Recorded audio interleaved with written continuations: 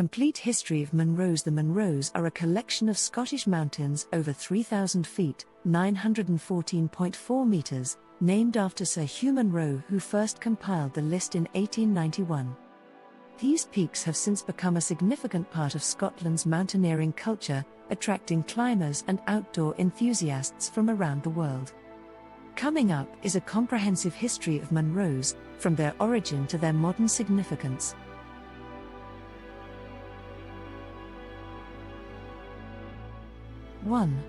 Origins of the Munros. Sir Hugh Munro and the First List, 1891. The Munros are named after Sir Hugh Thomas Munro, 1856 to 1919, a Scottish baronet and founder member of the Scottish Mountaineering Club, SMC. Munro was a keen mountaineer and hill walker, and in 1891, he published his famous tables of heights over 3,000 feet in the SMC Journal. Key aspects of the original list: it contained 282 summits, called Munros. Munro distinguished between principal mountains and subsidiary tops based on their perceived prominence, though he didn't specify strict criteria. His list was a pioneering work, but it was based on the limited cartographic and surveying tools of the late 19th century. Hugh Munro's influence. Munro never completed his own list, managing to summit 283 of the mountains but missing Carn Cloich Vulin, near Braemar, before his death in 1919. His efforts, however, laid the foundation for generations of mountaineers.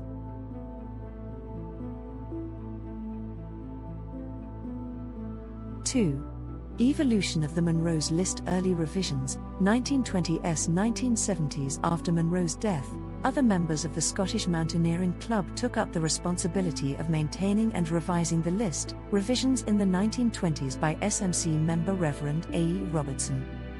The first person recognised for completing the list, or completing, as it is known, was Reverend Robertson in 1901. Subsequent revisions were influenced by advancements in surveying technology and updated topographic maps. Introduction of the tops and Corbett's tops. Munro had also listed subsidiary peaks under 3,000 feet that did not meet the criteria for a full Munro. These peaks are now known as Munro tops. Corbett's. In 1930, John Rooke Corbett compiled a similar list of Scottish mountains between 2,500 and 3,000 feet, known as the Corbett's.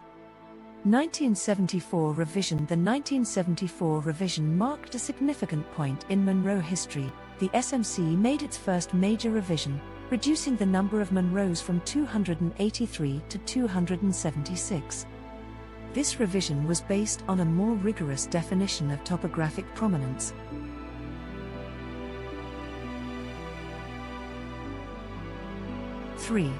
Modern era of Munro bagging. Popularity and Munro bagging. 1980s. Present Munro bagging, the challenge of climbing all Munros, gained popularity in the late 20th century. Some key milestones. The SMC continued updating the list in response to advances in technology, including the use of GPS and digital mapping. By 1997, the number of Munros had stabilized at 284 after various peaks were reassessed and reclassified. Notable climbers. Hamish Brown was the first person to complete all Munros in a single continuous journey, documented in his book Hamish's Mountain Walk, 1974. He used no motorized transport, completing the walk on foot and by bike. Charlie Campbell completed all the Munros in 48 days in 2000, a record-breaking continuous round. 4. The 2012 revision, 282 Munros in 2012. The Scottish Mountaineering Club published the most recent revision, fixing the number of Munros at 282, which remains the current total. This revision adjusted several peaks based on refined prominence criteria. Prominent peaks removed or added over the years include Bain y Cleve, downgraded in 2012. Sgôr nan Sina Cian, downgraded in 2009.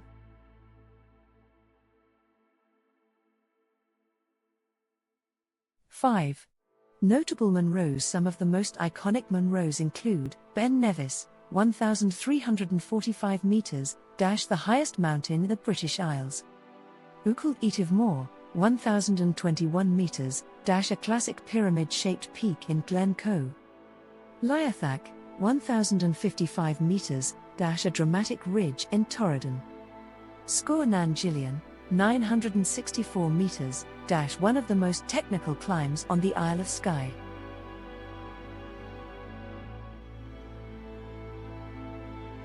Six. Munros in culture. Hill-walking culture. Munros have become a rite of passage for many outdoor enthusiasts, with thousands of individuals attempting to complete all 282. Munro Societies. The Munro Society was founded in 2002 to celebrate and promote the climbing of Munros and other Scottish hills. Environmental conservation. The popularity of Munros has led to efforts to manage footpath erosion and protect the fragile Scottish mountain environment.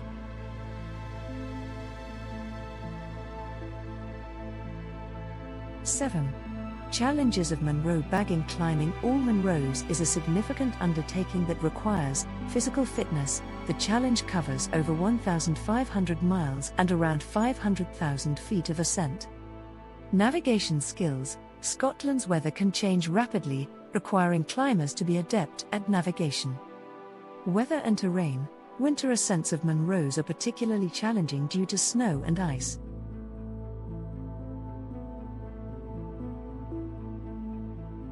Eight.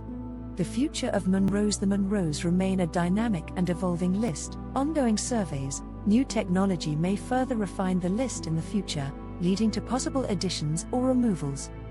Sustainability efforts. With increasing numbers of climbers, organizations like the John Muir Trust and the SMC are working to promote sustainable practices in Munro bagging.